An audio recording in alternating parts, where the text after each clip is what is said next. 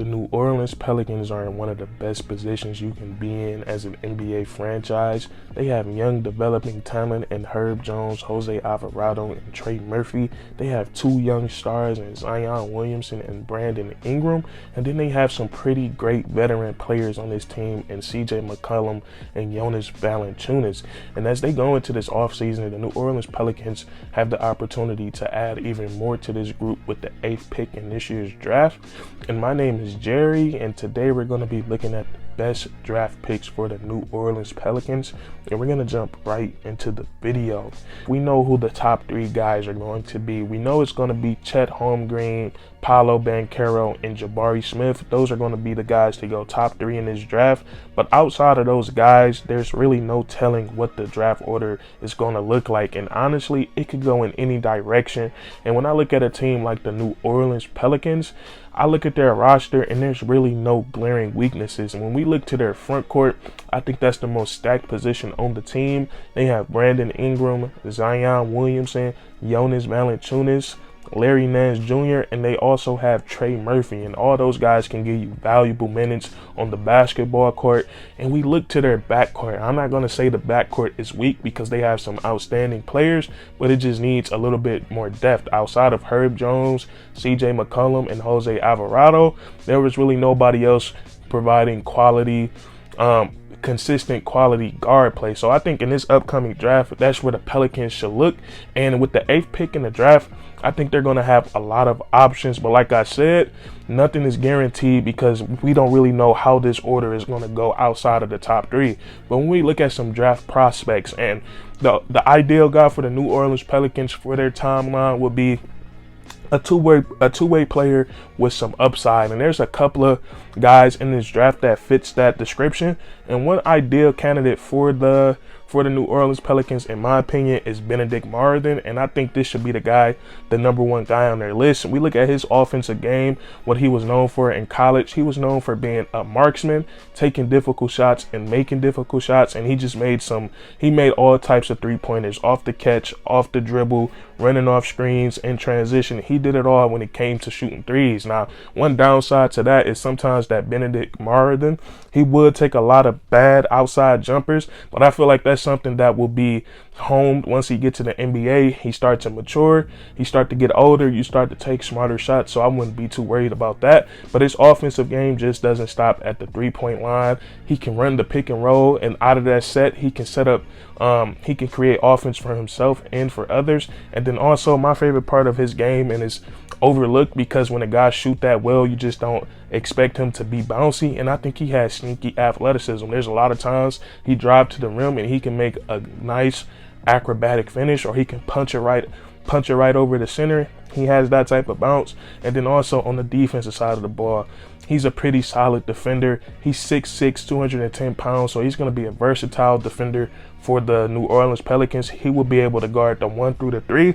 He might even be able to guard the 4 if he go to the NBA and he focus on building some muscle. But he's going to be a versatile defender on the defensive side of the ball, and I think he will fit in well with this Pelican side. And coming into the NBA, I think right off the bat he can be a 3-and-D player, and then he has that potential to be a little bit more than that because he shown flashes of being able to create his shot. So that's what it all comes down to, is can he take his game to the next level and be consistent with the shot creation. So I like Benedict Mathurin. And then another guy that fit that two-way category with some upside is Johnny Davis out of Wisconsin, and he's a pretty solid player too. And I think immediately, as soon as he come into the NBA at the least, he'll be a 3-and-D player. And I like Johnny Davis's, I like his offensive game because he's very patient, and I think his game is pretty old school. Now, he has the ability to shoot the ball well, and he can also navigate the pick and roll. He can also get to his spots without a screen as well, which is something that you love to see from a basketball player. And then he has some old schoolness to his game. He'll take a smaller player down to the post and he will hit him with a post fade. So Johnny Davis is a smart, patient offensive player, and I think he will fit in well with the Pelicans because he can shoot the 3 ball and he can excel with the ball or without the basketball in his hands. And I think that will be very important playing alongside Jose Alvarado. And then look at him on the defensive side of the ball.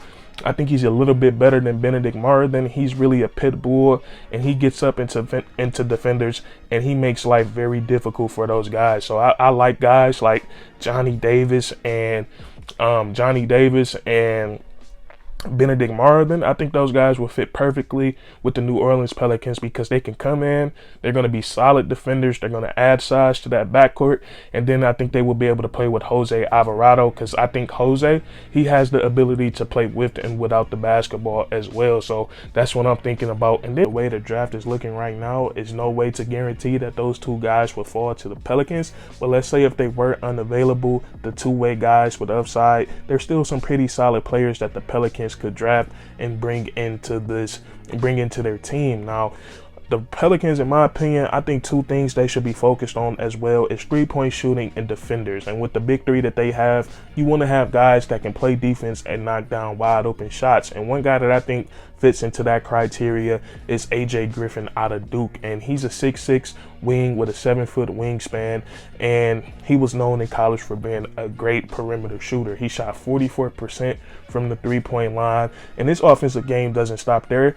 AJ Griffin is not the best shot creator. It's something he can definitely work on, but he was great out of driving, out of the triple threat, getting to the rim, getting to the mid-range, and he was great at staying resilient. If a defender cut off his first move, he didn't give up and throw the ball away. He often had a counter to that. He had a great spin move, and he found other ways to score. So he really excels on the offensive side of the ball, and defensively is somewhere where he struggled in college. And honestly, in my opinion, even though he's great at three-point shooting, and you would love to get a three-point shooter out of the draft, if I'm the Pelicans, that's something I would be concerned with, because with the big three that they have of Zion Williamson, Brandon Ingram, and CJ McCollum, I would rather value defense over offense. And one guy that I think would be great with the Pelicans is Dyson Daniels, and this guy has a lot of potential. And you look at his size, which I think is unreal because he plays the guard spot. He's a 6'6" guard, and he has like a crazy wingspan, like 6'10", 6'11". So he's really known for, on the defensive side of the ball, being a versatile defender. He's a pest. He affects a lot of shots with his wingspan.